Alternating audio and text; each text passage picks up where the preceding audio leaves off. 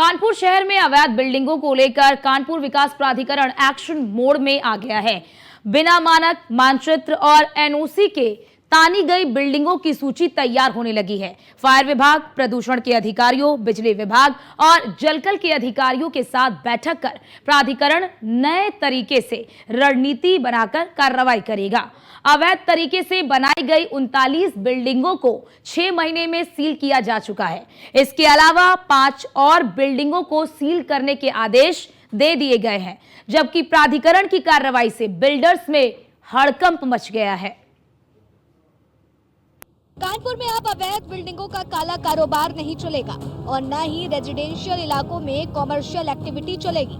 अगर कुछ चलेगा तो वो होगा कानपुर विकास प्राधिकरण का चाबुक और बुलडोजर के पंजे का शिकंजा। दरअसल पिछले दिनों चमनगंज में हुई अग्निकांड की घटना में एक ही परिवार के 5 लोगों की दर्दनाक मौत के बाद कानपुर विकास प्राधिकरण जागा है और उसने फायर विभाग, प्रदूषण विभाग और प्रवर्तन के दस्ते के साथ मिलकर रणनीति बनाई है और अवैध बिल्डिंगों के खिलाफ कार्रवाई करना शुरू कर दिया है। पिछले 6 महीनों में करीब 39 अवैध बिल्डिंगों को सील किया गया, जबकि हाल ही में 5 बिल्डिंगों के खिलाफ भी कार्रवाई की गई। एरिया है शहर का, काफ़ी घनी बस्तियाँ, आबादी है वहाँ पर, पतली सड़कें वहाँ पे हैं और उस क्षेत्र में अभी पिछले 6 महीने में ही केडीए ने लगभग 34 जो निर्माण इस तरीके के अवैध निर्माण थे, जिसमें कि बेसमेंट में कॉमर्शियल गतिविधियां चलाई जा रही थी या बिना नक्शा पास कराए अवैध निर्माण किया गया था, उनमें 34 भवनों को हम लोगों ने सील किया है पिछले 6 महीनों के अंदर ही है। वर्तमान में भी अभी 5 और भवन सील होने के आदेश हुए हैं उस क्षेत्र में है। तो केडीए का जो प्रवर्तन दस्ता है उसको निर्देशित किया गया है कि इस प्रकार का जहाँ भी कहीं निर्माण हो रहा हो मानकों के विपरीत, उस पर तत्काल प्रभावी कार्रवाई की जाए।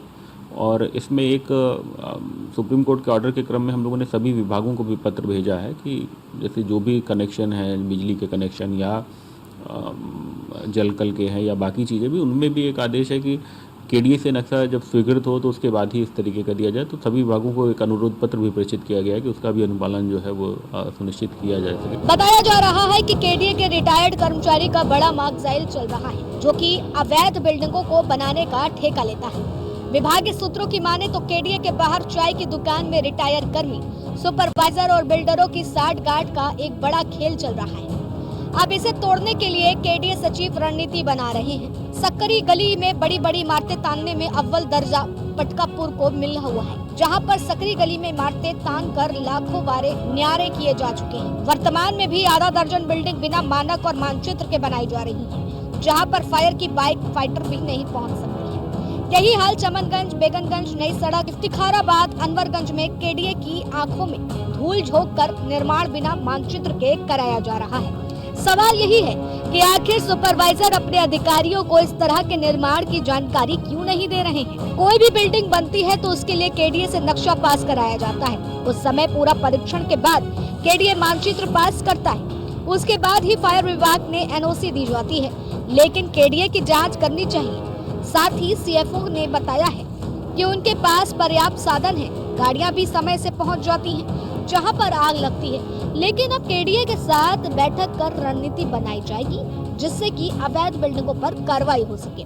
जिम्मेदारी की जहाँ तक बात है, वो जैसे ही जो भी कोई सत्ता प्राधिकारी होता है जो बिल्डिंग निर्माण के लिए है, जैसे प्राधिकरण या अन्य कोई भी एजेंसी वो रहती है, तो उनका रोल है, उनका परव्यू है, उसके बारे में वे ज़्यादा बता पाएंगे।